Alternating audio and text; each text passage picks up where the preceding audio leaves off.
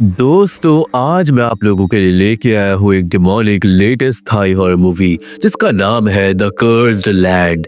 हम लोग आमतौर पे ऐसी मूवी का प्लॉट नहीं देखते हैं। इस मूवी के अंदर रिलीजन की बाउंड्री को एक बहुत अच्छे तरीके से एक्सप्लोर करा गया है और इसलिए ये मूवी आपको शायद अच्छी लगे और शायद ना भी लगे क्योंकि प्लॉट लाइन थोड़ी कंफ्यूजिंग थी। तो वीडियो को पूरा लास्ट तक देखना।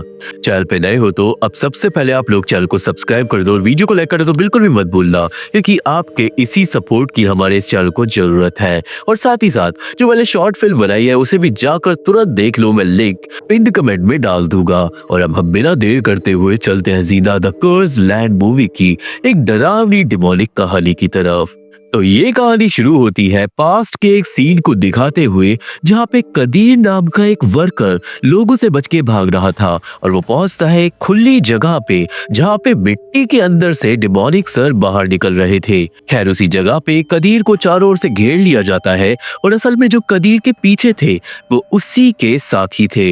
देन कदीर निकाल लेता है एक अजीब छोटा सा वुडन आर्टिफैक्ट जिसे देखकर कदीर के सारे साथी डरकर चिल्लाने लगते हैं और सीन कट होकर आ जाता है प्रेजेंट में। हम लोग अब देखते हैं बैंकॉक के एक छोटे से गांव को जहां पे मित नाम का एक आदमी अपनी बेटी मे के साथ रहने आ रहा था। मित की बीवी का हाल ही में एक्सीडेंट हुआ था और वो मारी गई थी और उसकी अस्थियां अभी भी इन लोगों के पास ही थी।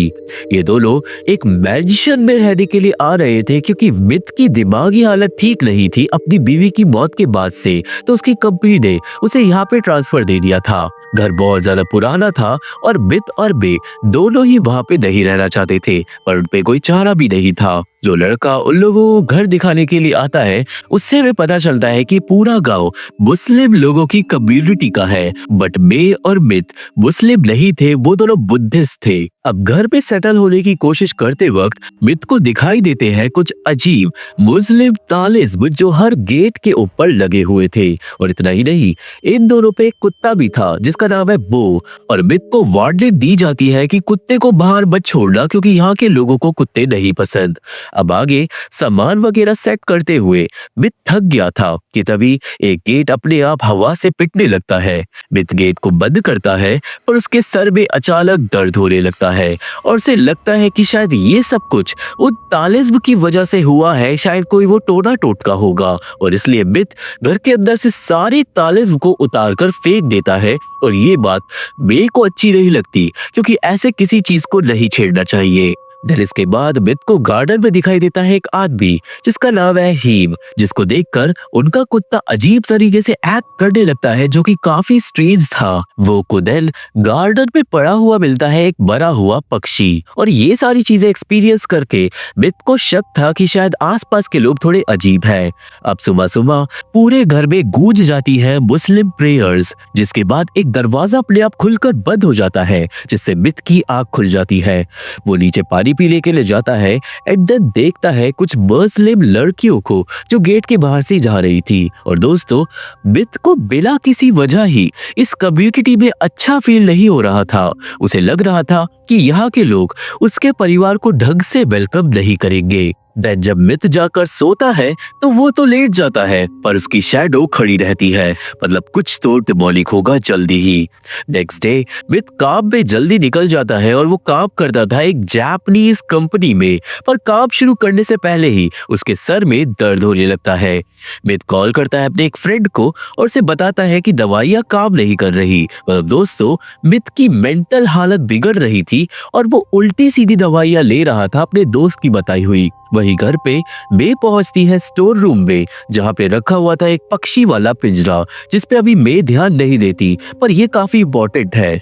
मे दिन जाती है स्कूल और रास्ते में वो रुकती है एक शॉप पे जहां पे मुस्लिम रिलीजन का खाना देखकर वो खुश हो रही थी, पर वहीं पे था हीम जिसे देखकर मे को अजीब फील होता है। देन वहां पे आती है या नाम की एक लड़की, या मे को रोटियां खरीद कर देती है और वो उसे दोस्ती भी कर लेती है क्योंकि दोनों ही एक ही स्कूल में पढ़ने के लिए जा रहे थे। मे या को बताती है कि वो इस शहर में क्यों रहने आई और या मे को बताती है कि इस जगह पे खुल के रहना। ये जगह भले ही मे के लिए बिल्कुल अलग हो पर यहाँ के सारे लोग उसका ख्याल रखेंगे। दूसरी तरफ मित अपने जापानीज बॉस असानो से पूछता है कि उसे यहाँ पर कब तक रहना होगा, पर सालों के हिसाब से जब तक मित बिल्कुल ठीक नहीं हो जाता मेंटल तरीके से, वो यहीं पे रहेगा। देन मित नोटिस करता है कि हीम भी इसी कंपनी में काम करता है और उसे इस जगह से और नफरत हो जाती है। और वही हॉन्टेड घर में पैरानॉर्मल चीजें हो रही थी जब वो घर खाली पड़ा था और साथ ही साथ फैमिली का कुत्ता बो मर चुका था। उस दिन जब मित घर पहुंचता है तो उसे बे रोती हुई मिलती है बो की लाश पे और ऑब्वियसली दोनों दुखी हो जाते हैं। पर मित को लगता है कि जरूर किसी पड़ोस के इंसान ने बो को जहर देकर मार दिया होगा, जबकि ऐसा कुछ नहीं था। मित जैन बो को दफन करने के लिए एक गड्ढा खोदता है और थोड़ी देर बाद बे मित को बोलती है कि हमें मंदिर जाकर बो का अंतिम संस्कार करना चाहिए, पर मित अपनी बीवी की मौत के बाद से ही मंदिर नहीं गया था और वो मना कर देता है। मित जाके बो को दफन कर देता है गार्डन में, जिसके बाद मित से मिलने आता है एक पड़ोसी जायनाब। वो उसके लिए खाना लाया था और जायनाब मित को बोलता है कि उसे अपने इस घर को ब्लेस करवा लेना चाहिए, पर क्यों वो जायनाब नहीं बताता।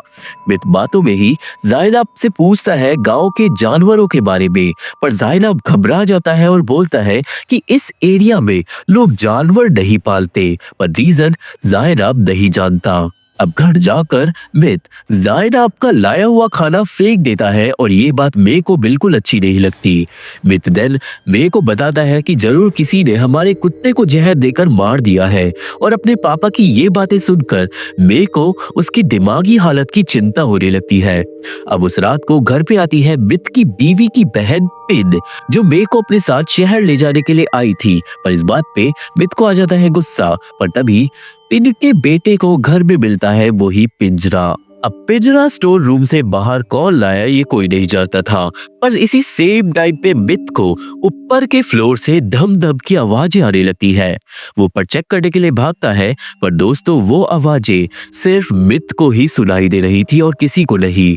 अब यहाँ पे मे अपनी आंटी के साथ शहर तो जाना चाहती थी, पर वो अपने पापा की दिमागी हालत को देखकर नहीं जाती। फिर वापस घर चले जाती है, पर जब वो जा रही थी तभी मित को दिखाई देता है हीम, जो घर की एंट्रेंस पे कुछ कर रहा था। मित भागता है हीम को पकड़ने के लिए, पर हीम भाग जाता है और मित देखता है एक अजीब सी इनकांटेशन को जो हीम ने मित की फेंस पे बना दी थी। मित उस इनकांटेशन को तुरंत मिटा देता है और उसे अब हीम पे शक था। उस रात को मित को ढंग से नींद भी नहीं आ पाती और हम लोग उसके पीछे शैडोई फिगर्स भी देख पाते हैं। नेक्स्ट डे मैं अपने पापा को बोलती है एक असली डॉक्टर के पास जाने के लिए, पर मित उसकी बात टाल देता है। मैं अपने पापा को उल्टी सीधी दवाइयां लेने से भी मना करती है, पर तभी मित गाड़ी रोकता है क्योंकि उसे एक शॉप पे दिख गया था हीम। मित अब जाकर हीम से पूछता है कि कल रात को वो उसके घर पे क्या कर रहा था, पर हीम उसे ढंग से जवाब नहीं देता। और इतना ही नहीं, हीम जानता था कि मित का कुत्ता मर गया है, जिससे मित को लगता है कि शायद हीम ने ही उसके कुत्ते को मारा है। यहाँ पे बात एस्केलेट हो जाती है और हीम और मित ऑलमोस्ट लड़ाई करने लगते हैं, जिसे रोकता है जायनाब। जायनाब मित को शांत करवा कर भेज देता है और वो ये भी बताता है कि हीम एक पागल है जो काला जादू करना भी जानता है, तो इसकी बातों पे ध्यान मत दिया करो। अब उस दिन काम पे मित के सर का दर्द बढ़ जाता है और वही कॉलेज में मे को भी पढ़ाई में ज्यादा मन नहीं लग रहा था। दिन शाम होती है और मित आज हीम का पीछा करता है, पर उसे कुछ ऐसा मिलता नहीं जिससे वो हीम के खिलाफ यूज कर पाए। मित घर पहुंचता है और वो फिर से अपनी उल्टी सीधी दवाइयां लेता है और तभी घर के ऊपर के फ्लोर से आने लगता है शोर। ऊपर जाकर चेक करता है, जहाँ पे उसे दिखाई देता है अपना कुत्ता, जो अचानक ही डिमोनिक होकर उस पे हमला कर देता है। मित सीढ़ियों से नीचे गिरता है और वहां पे पहुंचती है बे, जिसे जब मित बताता है कि उसने कुत्ते को देखा जो मर चुका है, तो बे को अपने पापा की टेंशन बढ़ जाती है। अगले दिन से मित की हालत और बिगड़ने लगती है और उसके पैर में एक अजीब सी चोट भी उभर आई थी, जिसमें बहुत दर्द हो रहा था। वे अपने पापा को फिर से डॉक्टर के चलने के लिए बोलती है, पर मित को डॉक्टर के पास जाना मंजूर नहीं था और वो मान ही नहीं रहा था कि इसकी दिमागी हालत खराब है। सीन यहाँ से जाता है हीम पे, जिसे जायना पर्सनली आकर बोलता है कि तुम नए लोगों को ज्यादा परेशान मत करो। और दोस्तों, इसके बाद हम हीम के घर पे अजीब अजीब चीजों को भी देख पाते हैं। हीम पोजेशन वाली असली वीडियो टेप्स को देख रहा था और उसके ड्रॉल में पड़े थे वही तालिस्म जो मीत ने अपने घर में से उतार कर फेंके थे। तो शायद हीम का उस घर से कुछ तो नाता है, या फिर हीम जानता है कि उस घर में कुछ डिमोनिक है। वही मे को अपने पापा का फोन आता है जो बताता है कि वो आज रात लेट हो जाएगा। पर फोन पे मित अपनी बेटी से जब बात कर रहा था तभी उसकी बीवी की आवाजें फोन में आने लगती है और वो डर जाता है। मित के सर में दर्द हो जाता है और वो डर कर भागता है घर, क्योंकि इसे लग रहा था कि शायद उसकी बेटी के साथ कुछ हुआ है, पर ऐसा कुछ नहीं था और मे आराम से घर में बैठी हुई थी। जब मित घर पहुंचता है तो अपने पापा की चीख सुनकर मे का भी ध्यान भटक जाता है और वही मे को ढूंढते ढूंढते मित पहुंच जाता है पास के तालाब के पास, जहाँ पे 4 औरतें बैठी हुई थी। मित उनके पास जाता है पर तभी वो औरतें खड़ी होती है और उनके चेहरे नहीं थे। वो औरतें देन बदल जाती है काले पक्षियों में, जिससे डर कर मित गिर जाता है तालाब में और उसे बचाने पहुंचती है मे। अब दोस्तों अगले दिन हम लोग घर पे देख पाते हैं बहुत सारी आत्माओं को जो पूरे घर में इधर उधर घूम रही थी, और ये आत्मा ही शायद मित की दिमागी हालत को दिन पे दिन खराब कर रही है। अब उस दिन मे और मित जाते हैं जाहिद आपके घर एक सेरेमनी में, पर घर के पास एक बफेलो को कटता हुआ देखकर मित को बड़ा डिस्टर्बिंग फील होता है। देन जाहिद आपके घर पे मे तो चले जाती है अपनी दोस्तों के साथ और मित को लड़कों वाली जगह पर जाना पड़ता है। सब बैठ के खाना खाते हैं, पर मित के पैर का घाव ज्यादा दर्द कर रहा था। खैर मित एक आदमी से पूछता है हीम के बारे में और उसे पता चलता है कि हीम पढ़ाई करने के लिए साउथ गया था, पर वहां पर उसने काला जादू सीखा और जब से वो पढ़कर वापस आया है तो वो थोड़ा अजीब हो गया है। इसके बाद मित के पैर के घाव में से खून निकलने लगता है और उसे अचानक ऐसा लगने लगता है कि सारे लोग उस पर हंस रहे हैं, पर ऐसा था नहीं। मित का दिमाग उससे खेलने लगता है और डर के मारे वो वहां से भागता है। वे अपने पापा को देख लेती है भागता हुआ और उसके पीछे जाती है, जहाँ पे एक जगह पे रुककर मित चिल्लाने लगता है क्योंकि उसे सुनाई दे रही थी अजीब आवाजें। मित मे को बोलता है कि हीम ने हमारे घर पर काला जादू कर दिया है और वो उसे अपने पैर का घाव भी दिखाता है, पर दोस्तों मे को पैर पे कुछ भी दिखाई नहीं देता। वो सारी इविल चीजें सिर्फ मित के दिमाग में हो रही थी। मे देन अपने पापा पे चिल्ला पड़ती है और बोलती है कि अगर वो डॉक्टर के नहीं गया अब तो वो अपने आंटी के यहाँ रहने के लिए चले जाएगी हमेशा के लिए उसे छोड़कर। एंड देन मे वहां से गुस्से में चली जाती है, पर ये सब हीम ने देख लिया था। अब शाम को मित आकर मे से माफी मांगता है और मे अपने पापा को बोलती है कि काला जादू भगाने के लिए वो एक मंक को ले आएगी, पर उसके बाद मित को डॉक्टर के पास जाना ही होगा और इस बात के लिए मित मान जाता है। देन नेक्स्ट डे मे लेके आती है एक मंक की पूरी गैंग जो उस हॉन्टेड हाउस को ब्लेस करते हैं और गार्डन में स्थापित करते हैं एक होली श्राइन को जो इविल शक्तियों को भगाएगी। मे और मित दोनों को भी ब्लेस करा जाता है, जिसके बाद श्राइन को गाड़ने के लिए एक गड्ढा खोदा जाता है जहाँ पे लोगों को मिलती है एक छोटी सी डैगर। और दोस्तों ये वही वुडन ऑब्जेक्ट था जो मूवी की शुरुआत में हमने देखा था। उस डैगर को वे अपने पास रख लेती है, पर पूरे रिचुअल के एंड में एक मंक को घर के अंदर एक इविल शक्ति फील होती है और वो शक्ति मित के आसपास ही थी। अब उस रात को कुछ और अजीब चीजें होती है और श्राइन के पास आ जाता है काला धुआं और तभी मित की आंख खुल जाती है। वो थक कर बैठ जाता है एंड देन लैंप की लाइट के पीछे आ जाती है एक इविल शैडो जो उसके होश उड़ा देती है। यहाँ से सीन कट हो जाता है और थोड़ा आगे जाता है जहाँ पे मित की फैक्ट्री में हम लोग आग लगा हुआ देखते हैं। पर जब सारी चीजें शांत होती है तो मित के पास आता है जापानीज बॉस जो उसे काम से निकाल देता है क्योंकि मित की डेस्क के अंदर से दारू की बोतल मिली थी जो थी तो मित की ही, पर उसे याद नहीं था कि वो वहां पे कैसे आई। और दोस्तों जो कल रात मित के साथ हुआ था ना, उसके बाद शायद मित पोजेस्ड हो गया है। वहीं दूसरी तरफ मे को मग से पता चलता है कि उस घर में कुछ बहुत अजीब शक्तियां हैं और वो बहुत ज्यादा ईविल है कि मंक भी उन्हें नहीं भगा सकता। देन इसके बाद मे को यहाँ से पता चलता है कि गांव में किसी ने खुदकुशी कर ली है और जिसने खुदकुशी करी है उस आदमी का परिवार पहले मे के घर में ही रहता था। आसपास के गाँव वाले बोल रहे थे कि कोई श्राप आजाद हो गया है, जिससे मे यहाँ से पूछती है कि क्या हमारे घर में कुछ बुरा हुआ था, पर यहाँ के हिसाब से वो घर बिल्कुल नॉर्मल ही है। यहाँ पे मे को पता चलता है जिन्स के बारे में, जो मुस्लिम घोस्ट होते हैं, कुछ अच्छे होते हैं और कुछ बुरे, और या के हिसाब से जो भी मे के घर में है उससे सिर्फ हीम ही मुकाबला कर सकता है। देन तभी गांव में शोर मच जाता है क्योंकि लोगों को मिलती है एक और डेड बॉडी। किसी ने फिर से खुदकुशी कर ली थी और शराब की बातें बढ़ रही थी। मे देन हो जाती है परेशान और वो इस बारे में जाकर बात करती है हीम से उसके घर पर।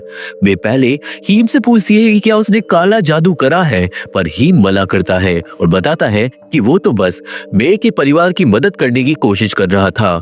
हीम बताता है कि तुम्हारे पापा ने घर में से उन चीजों को निकाल कर फेंक दिया है जो बहुत काम की थी, और फिर उसने गार्डन में एक श्राइन बना दी जिससे उन आत्माओं को और गुस्सा आ गया। जो उस घर में श्राप कैद था वो अब गांव में आजाद हो गया है और लोगों को उसने मारना स्टार्ट कर दिया है। ही मे को स्ट्रिक्टली बोलता है कि उस घर से भाग जाओ इससे पहले कुछ और बुरा हो, और अब मे डरते हुए पहुंचती है घर, जहां पर उसे जमीन पे पड़ा हुआ मिलता है खून। खून छत से लीक हो रहा था और जब वो ऊपर जाकर चेक करती है तो उसे मिलता है मित, जिसने अपने पैर में छेद कर लिया था और वो पैर के अंदर से कुछ बाहर निकालने की कोशिश कर रहा था, जबकि दोस्तों पैर में कुछ था ही नहीं। वे तुरंत अपने पापा को रोकती है और उसे घर के बाहर ले जाती है, पर दरवाजा लॉक हो गया था। हाउएवर लकीली वहां पे आ जाता है हीम, जो दोनों की मदद करता है। हीम अब मे और मित को अपने साथ ले जाता है गाड़ी में और वो साउथ की तरफ जाता है क्योंकि वहां पे शायद कोई था जो उनकी मदद कर पाए। गाड़ी में जब मित को होश आता है तो ऑब्वियसली वो हीम के साथ नहीं जाना चाहता था, पर मे अपने पापा को शांत करवाती है क्योंकि उन दोनों पे कोई और चारा नहीं था सिवाय हीम पे ट्रस्ट करने के। अब रास्ते में हीम बताता है जिन्स के बारे में। हमें पता चलता है कि जो अच्छे जिन होते हैं वो घर का ख्याल रखने में ओनर की मदद करते हैं और बुरे जिन्स इंसानों को बर्बाद करने का काम करते हैं। हीम के हिसाब से जो गार्डन में श्राइन लगाई गई है उसी की वजह से श्राप आजाद हुआ है, जिसे सिर्फ एक ही इंसान खत्म कर सकता है। नेक्स्ट डे वो तीनों पहुंचते हैं साउथ की तरफ एक दूसरे गाँव में, जहाँ पे हीम मित के लिए लाता है कुछ वॉकिंग सपोर्ट, जिसके बाद हीम के एक दोस्त सालिम के साथ मित और मे जाते हैं जंगल में।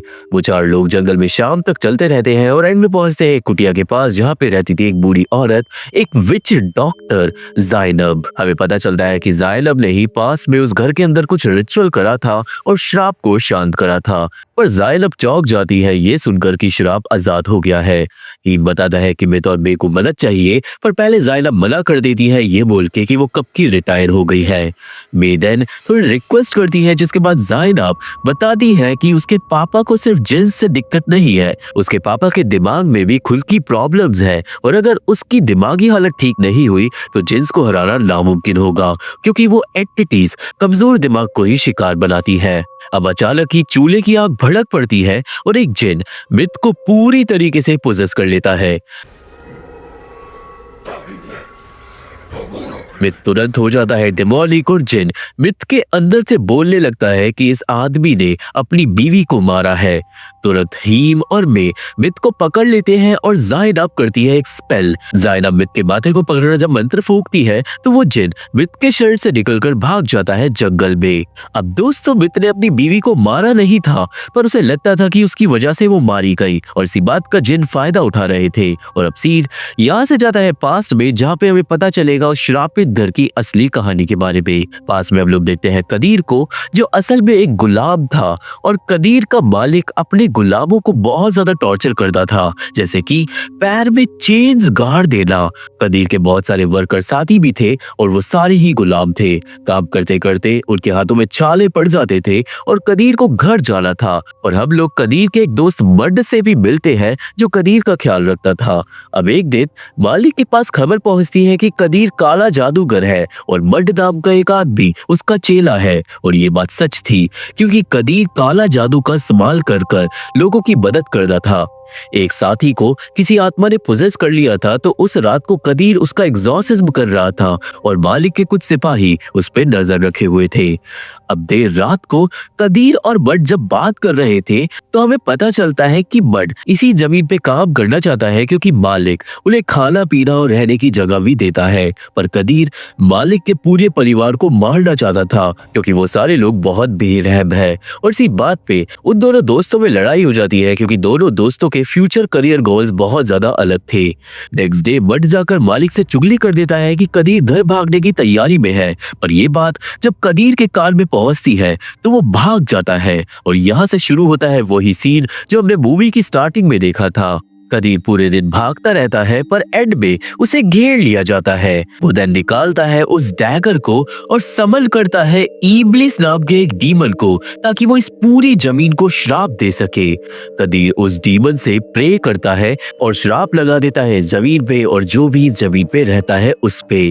कदीर को देन पकड़कर मार के बेहोश कर दिया जाता है और जब वो उठता है तो उसे बांध दिया जाता है, पर कदीर होश में आते ही बोलने लगता है अपना श्राप वाला मंत्र।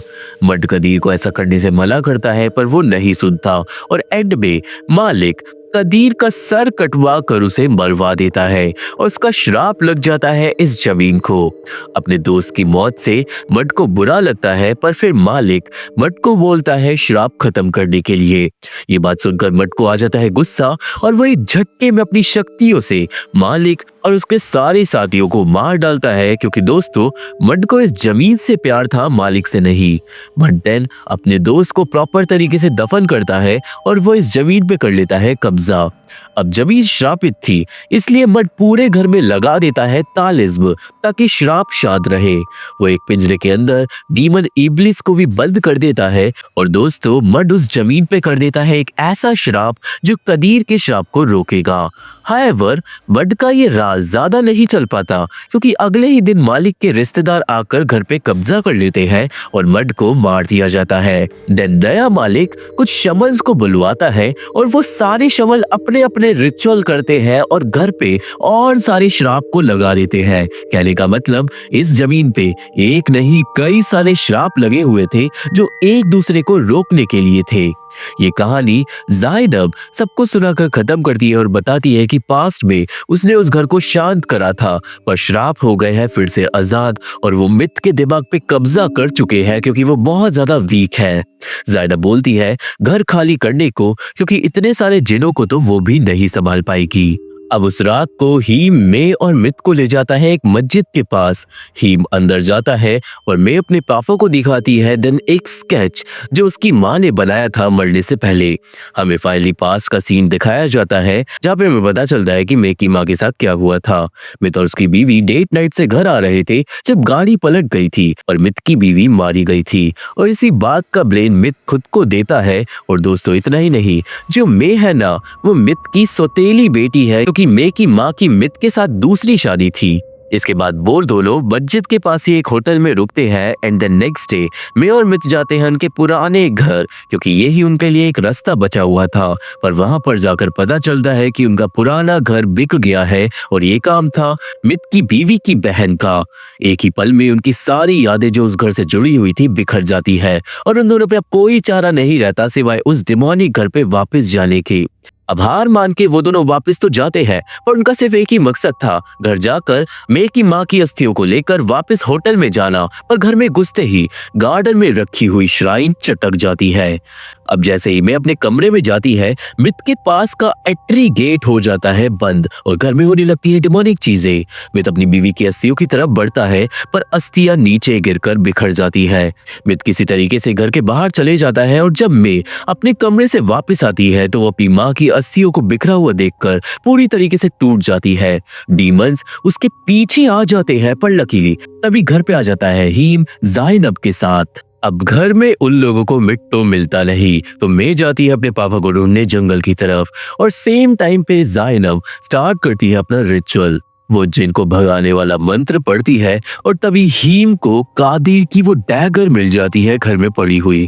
अचानक लाइट्स फूट जाती है जिसके बाद ज़ाइनब के कहने पे हीम उसे ले जाता है श्राइन के पास। अब दोस्तों एक बुद्धिज्म रिलीजन की श्राइन का काम होता है भटकती हुई आत्माओं को घर देना और इविल शक्तियों को भगाना। और यहाँ पे हम देख पा रहे हैं दो रिलीजन को मिक्स होता हुआ। जो जिन घर के अंदर थे उन्होंने श्राइन पे आकर डेरा डाल दिया है और वो सारे जिन इकट्ठा होकर श्राइन के ऊपर ही उड़ रहे थे। वही जंगल में मे को मित रोता हुआ मिलता है जिसे वो संभालती है, पर तभी मित को दिखने लगते हैं डिमोनिक चेहरे मिट्टी से निकलते हुए, जिसके बाद मित के सामने आ जाता है उसकी बीवी का एक रूप। पर दोस्तों वो रूप सिर्फ मित को ही दिख रहा था।